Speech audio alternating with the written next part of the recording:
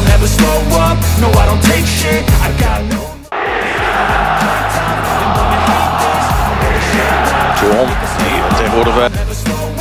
Dalam podcast terbarunya bersama penyerang timnas Indonesia U20 Jens Raven, Voetbal Primeur mengindikasikan gelandang Royal Antwerp FC, Jairo Riedewald, sebagai calon pemain keturunan selanjutnya yang menjalani proses naturalisasi menjadi warga negara Indonesia, WNI.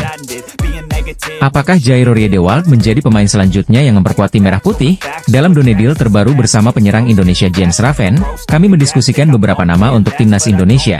Mantan pemain Ajax Jairo Riedewald, ditulis Voetbal Primeur. Sejatinya, tanda-tanda Jairo Riedewald sebagai calon pemain naturalisasi timnas Indonesia selanjutnya sudah beredar sejak beberapa bulan terakhir. Di akun Instagramnya, Jairo Riedewald sudah menaruh bendera Indonesia. Menurut podcaster Voetbal Primeur, Denny van Laar, Jairo Riedewald sudah positif untuk memperkuat timnas Indonesia. Menurut informasi yang didapatkannya dari Jairo Riedewald, PSSI sedang mengusahakannya menjadi warga negara Indonesia. Sosok pelukis yang bikin heboh saat Kevin Dix hendak datang ke Indonesia, Zulham Zubari, juga membuat kode. Ia melukis wajah Jairo Riedewald dan hasil lukisannya disukai gelandang 28 tahun tersebut. Sekarang yang jadi pertanyaan, kapan Jairo Riedewald tiba di Indonesia untuk diperkenalkan Ketua Umum PSSI Erick Thohir? Mumpung ex-pemain Crystal Palace ini sedang mengalami cedera hamstring, Jairo Riedewald tak perlu berlatih bersama sang klub dan bisa saja merapat ke Indonesia dalam waktu dekat. Jika proses naturalisasi Jairo Riedewald dibarengi dengan Kevin Dix, ex-pemain timnas Belanda senior ini berpotensi memperkuat timnas Indonesia bulan depan. Sesuai jadwal, timnas Indonesia akan menghadapi Jepang pada 15 November 2024, dan Arab Saudi pada 19 November 2024, di matchday kelima dan ke-6 grup C kualifikasi Piala Dunia 2026 zona Asia. Dalam pola 3-4-3 asuhan Shin Tae-yong, Jairo Riedewald dapat membentuk kolaborasi apik dengan Tom Haye di lini sentral. Karena itu, menarik menanti kelanjutan kabar Jairo Riedewald di atas. Media asing asal Belanda, Voetbal Primeur, membocorkan pemain naturalisasi selanjutnya yang memperkuat timnas Indonesia. Persaingan di grup C hingga matchday keempat masih sangat sengit. Kecuali Jepang yang nyaman bertengger di puncak klasemen, 5 tim lainnya masih memiliki peluang yang sama besar untuk lolos. Kemajuan pesat Indonesia lewat cara naturalisasi membuat negara-negara di Asia mulai khawatir. Kekuatan timnas Indonesia mulai tampil di Piala Asia Senior dan U23. Apalagi kita nyaris lolos ke Olimpiade Paris 2024 lalu, kata Gusnul Yakin. Berikutnya keperkasaan tim asuhan Shin Tae-yong sangat mencolok di putaran kedua kualifikasi Piala Dunia 2026. Indonesia melaju ke fase ketiga saat ini dengan posisi runner-up grup F dengan menyingkirkan setru bebuyutan di AFF, Vietnam serta Filipina. Langkah PSSI yang melakukan naturalisasi berjalan membuat kekuatan Indonesia sulit ditebak lawan. Apalagi pemain diaspora yang baru alih-alih WNI punya kualitas yang terus meningkat, ujarnya. Apalagi, lanjut pengamat asal Malang ini, Jai Idzes dan kawan-kawan. Mengawali putaran ketiga sangat mengesankan dengan menahan imbang Arab Saudi dan Australia sebagai langganan Piala Dunia. Ketakutan negara lain mulai terasa ketika Indonesia melawan Bahrain dan Cina. Kedua negara itu melakukan segala cara untuk mengalahkan Indonesia. Dan, ujian Indonesia akan terus meningkat hingga akhir penyisihan grup C nanti, jelasnya. Gusnul Yakin menyebut Arab Saudi dan Australia pun akan ketakutan seperti Bahrain dan Australia. Istilahnya, timnas Indonesia sekarang jadi musuh bersama di grup C, kecuali Jepang yang relatif lebih aman posisinya di grup ini, dipaparnya. Dengan situasi seperti itu, seluruh pemangku kepentingan sepak bola Indonesia harus menyatukan tekad demi cita-cita tampil di Piala Dunia 2026. PSSI dan elemen di timnas Indonesia harus menyadari posisi sebagai musuh bersama ini. Mental pemain harus kuat, karena intrik-intrik non-teknis di pertandingan makin masif. Sekilas ada tangan-tangan tak tampak di laga melawan Bahrain dan Cina kemarin, ditutupnya. Pesatnya peningkatan kekuatan timnas Indonesia pada 2024 ini membuat pasukan Shin Tae-yong menjadi musuh bersama di grup C putaran ketiga kualifikasi Piala Dunia 2026 zona Asia. Apakah AFC akan melakukan standar ganda, mengingat Presiden AFC berasal dari Bahrain? Federasi Sepak Bola Asia menganggap timnas Bahrain mundur dari grup C kualifikasi Piala Dunia 2026 zona Asia jika menolak main di Indonesia. Sebelumnya, AFC menganggap klub asal India, Mohun Bagan, mundur dari AFC Champions League 2024 hingga 2025 karena menolak bermain di Iran. Mohun Bagan enggan berangkat ke Iran untuk menghadapi klub setempat, Traktor SC, karena khawatir dengan keselamatan para pemainnya. Sekadar diketahui, laga Traktor SC versus Mohun Bagan sedianya digelar pada 3 Oktober 2024. Laga itu digelar hanya 1 hari dari Iran yang mengirimkan puluhan rudal ke Israel. Mohun Bagan khawatir ketika mereka bermain di Iran, Israel melakukan serangan balasan. Mohun Bagan dianggap mengundurkan diri dari AFC Champions League 2. Semua pertandingan yang dimainkan Mohun Bagan dianggap batal demi hukum, ditulis pernyataan resmi AFC pada awal pekan lalu. Untuk menghindari kesalahan, semua poin dan gol yang telah dicetak Mohun Bagan dihapuskan, dilanjut pernyataan di atas. Menarik menanti apakah AFC juga menganggap timnas Bahrain mengundurkan diri dari grup C kualifikasi Piala Dunia 2026 zona Asia. Sekadar diketahui, Federasi Sepak Bola Bahrain meminta kepada AFC dan FIFA untuk memindahkan venue laga timnas Indonesia versus Bahrain yang merupakan matchday ke-8 grup C kualifikasi Piala Dunia 2026 zona Asia, Selasa 25 Maret 2025. BFA meminta laga digelar di luar Indonesia karena alasan keamanan. Mereka khawatir dengan keselamatan para pemainnya yang mendapatkan sejumlah ancaman dari netizen Indonesia pasca laga matchday ketiga grup C yang mempertemukan Bahrain versus timnas Indonesia, Kamis 10 Oktober 2024 malam waktu Indonesia Barat. Federasi akan meminta kepada AFC untuk memindahkan laga itu dari Indonesia guna menjamin keamanan personel timnas Bahrain yang merupakan prioritas utama, ditulis pernyataan resmi Bahrain. PSSI sendiri tidak tinggal diam. Mereka akan bersurat ke AFC dan FIFA dan meminta agar laga tetap digelar di Indonesia. PSSI menjamin keselamatan dan kenyamanan para pemain timnas Bahrain, baik di dalam maupun luar stadion. Menarik menanti respons AFC menyikapi kasus ini. Ada beberapa hal yang disesalkan Shin Tae-yong sebagai pelatih timnas Indonesia ketika laga lawan Cina berlangsung. Seperti yang diberitakan, timnas Indonesia gagal meraih kemenangan dan akhirnya kalah di sepanjang babak kualifikasi Piala Dunia 2026 setelah melawan Cina. Cina berhasil membobol 2 kali gawang timnas Indonesia, sementara skuad Garuda hanya mampu menambah 1 gol lewat lemparan Pratama Arhan yang dieksekusi dengan indah oleh Tom Haye. Akhirnya, timnas Indonesia harus menerima skor akhir 1-2 melawan Cina meski lebih banyak menguasai bola. Di dalam konferensi pers usai pertandingan, Shin Tae-yong mengakui ada penyelesaian yang ia rasakan saat pertandingan berlangsung. Shin Tae-yong menyoroti soal permainan timnas Cina selama pertandingan yang tak pernah disangkanya. Karena kami kalah di pertandingan ini, saya tidak ingin membuat banyak alasan, ujar Shin Tae-yong, menjawab pertanyaan wartawan. Meski demikian, ia mengakui ada hal yang tak pernah terpikirkan olehnya sehingga persiapan skuad Garuda memiliki kekurangan. Tapi, saya tidak pernah menyangka timnas Cina untuk melakukan permainan sepak bola yang sangat klasik, bola-bola panjang, dan kick and rush, ujar pelatih asal Korea Selatan ini. Ia pun mengakui dirinya menyesal tak menyiapkan tim asuhannya untuk menghadapi taktik yang diterapkan negeri tirai bambu itu. Itu sedikit disayangkan, tambahnya. Dirinya juga menambahkan, alasan timnas Indonesia kebobolan di gol pertama karena ada kesalahan di lini pertahanan.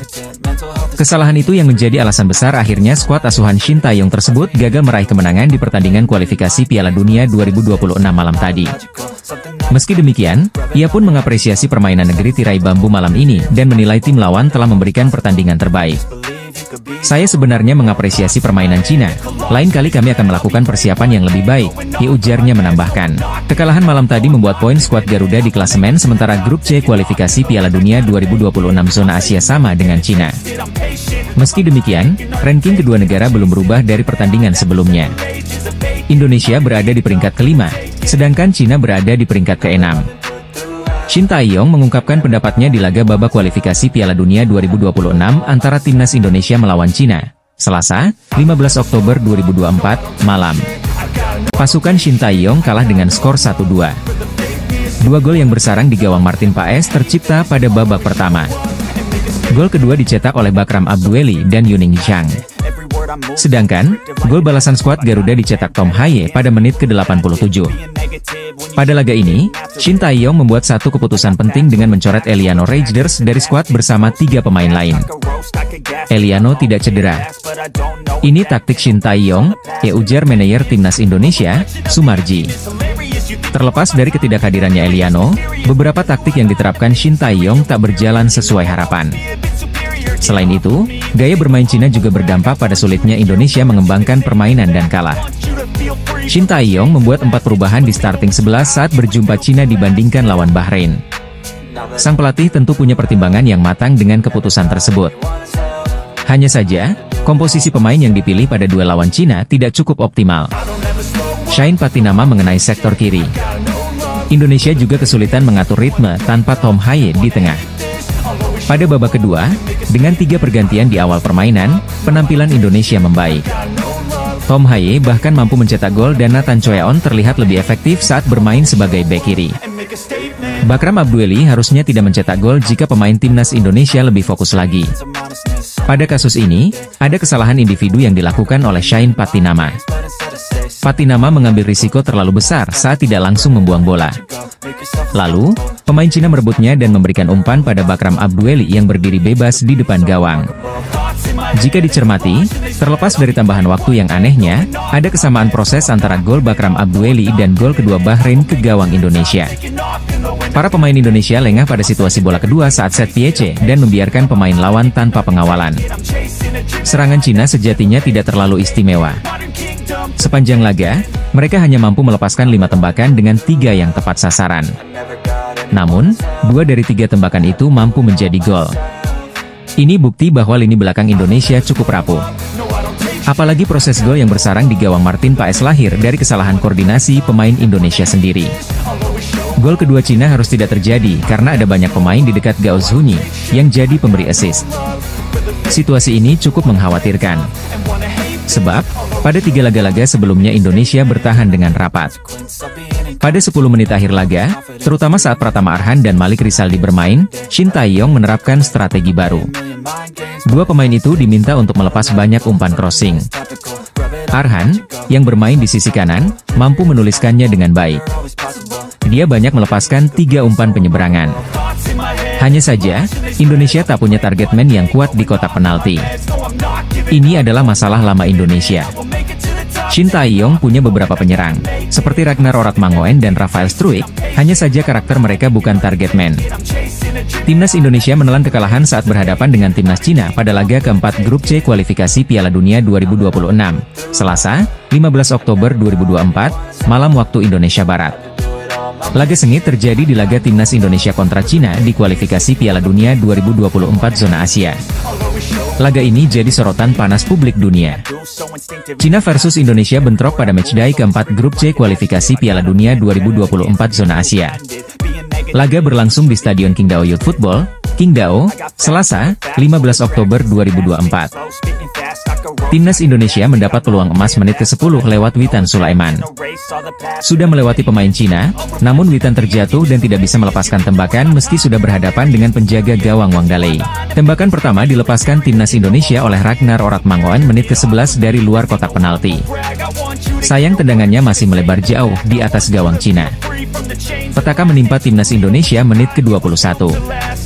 Cina mencetak gol di peluang pertamanya melalui Behram Abdueli memanfaatkan kemelut kesalahan lini belakang Indonesia. Cina kembali menebar ancaman menit ke-27.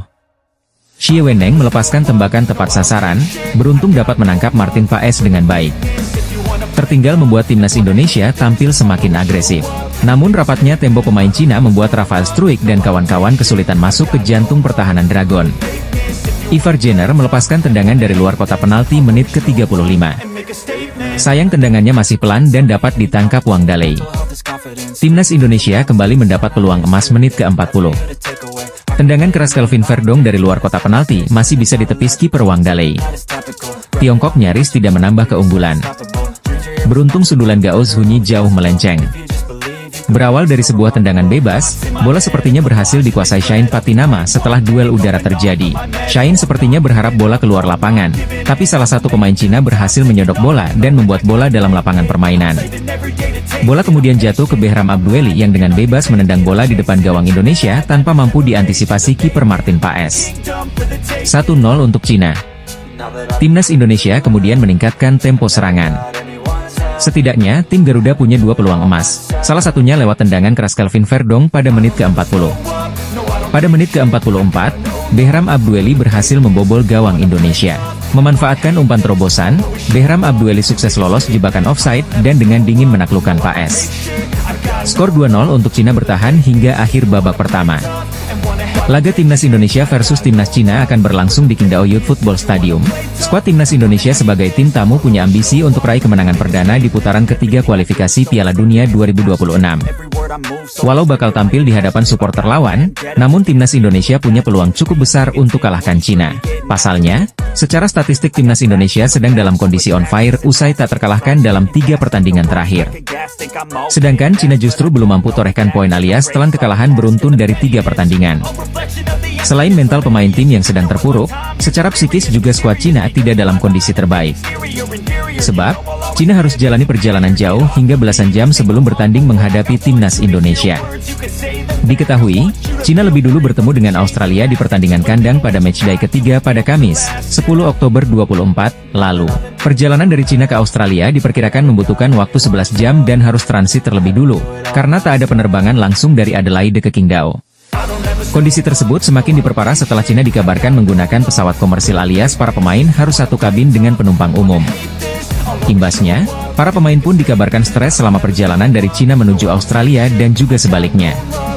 Salah satu pemain Cina, Liu yang sempat curhat ke media sosial akibat merasa tak nyaman saat di dalam pesawat. Berdasarkan unggahan akun X bernama China Sport Vision 2050, Liu yang merasa terganggu akibat adanya suara bising dari seorang bayi yang rewel. Dalam unggahan video tersebut, terlihat jika Be Shandong Taisan menunjukkan raut muka lesu akibat tak nyaman untuk beristirahat selama perjalanan. Berbanding terbalik dengan timnas Indonesia, di mana skuad Garuda yang juga melakoni pertandingan tandang justru mendapat fasilitas mewah dengan memakai pesawat charter. Fasilitas ini membuat timnas Indonesia bisa memangkas jarak tempuh dari yang seharusnya 17 jam menjadi hampir setengahnya. Cina sendiri kabarnya sengaja mengubah venue pertandingan melawan timnas Indonesia dengan tujuan untuk menyulitkan skuad Garuda. Lokasi Stadion Qingdao diketahui sangat jauh dari penerbangan internasional. Hal tersebut membuat perjalanan jauh harus ditempuh timnas Indonesia yang terbang dari Bahrain. Tak hanya jauh, kota Qingdao juga dikabarkan sedang memasuki musim dingin saat pertandingan melawan Cina nanti. Nasib apes dirasakan skuad Cina jelang hadapi timnas Indonesia pada matchday keempat kualifikasi Piala Dunia 2026 pada Selasa, 15 Oktober 2024, malam waktu Indonesia Barat. Publik Cina berharap agar tim nasional mereka mampu menjaga rekor gemilang yang telah bertahan selama 67 tahun atas timnas Indonesia. Seperti diketahui, Cina jelas tidak mau menganggap sebelah mata sang lawan yaitu timnas Indonesia yang tampil ciamik di kualifikasi Piala Dunia 2026. Pasalnya, performa skuad negeri tirai bambu itu sedang tidak baik-baik saja setelah kalah 3 kali berturut-turut sekaligus terjerembab di dasar klasemen. Situasi semakin tidak menguntungkan bagi Cina lantaran sejumlah pemain kunci mereka dipastikan absen seperti Alan dan Wu Lei, sedangkan kondisi Fernandinho diragukan.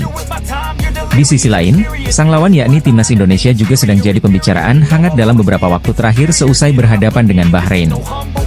Bagaimana tidak, kemenangan di depan mata timnas Indonesia harus pupus setelah Bahrain menyamakan kedudukan di detik-detik terakhir. Kini, timnas Indonesia akan berhadapan dengan Cina di Qingdao. Kedua tim sama-sama mengusung misi wajib menang demi naik ke posisi 4 besar. Terkhusus Cina, mereka ingin kembali mentas di Piala Dunia setelah absen selama 22 tahun.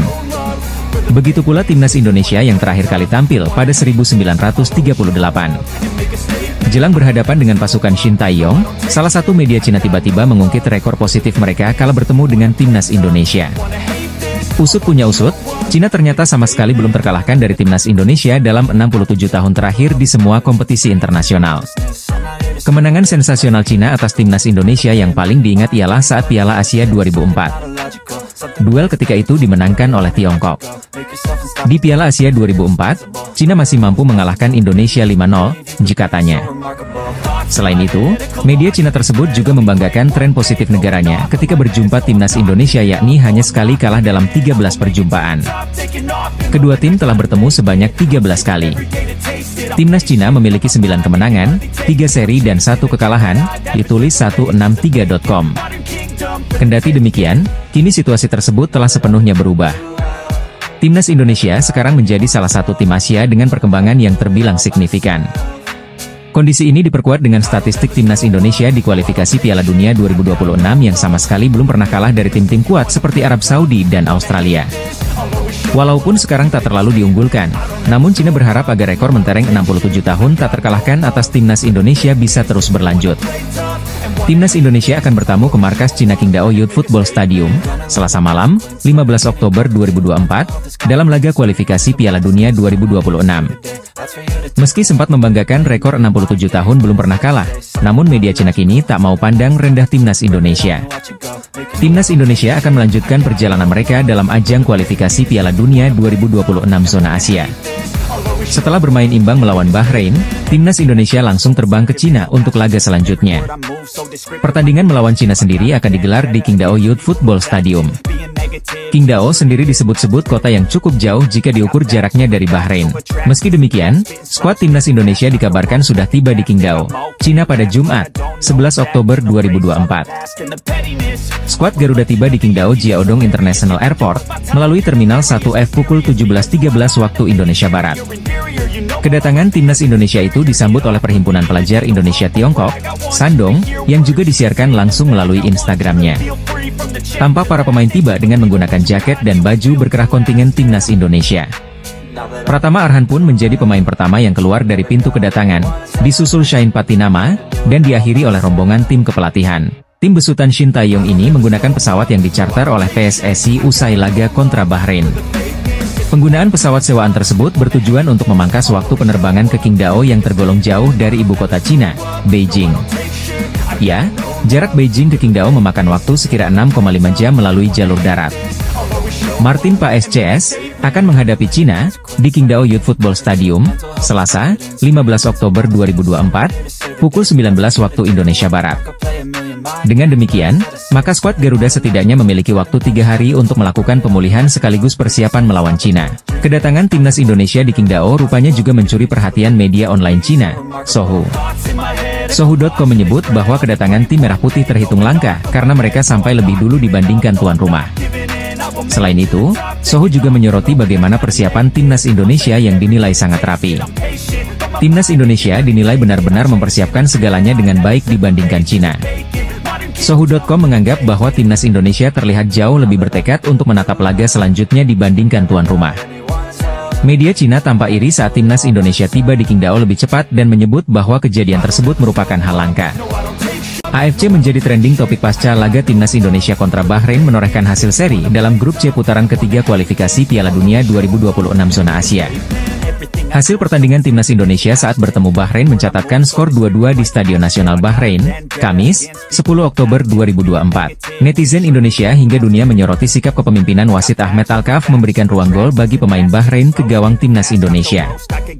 Ahmed Alkaf tidak kunjung meniupkan peluit sebagai tanda pertandingan telah berakhir.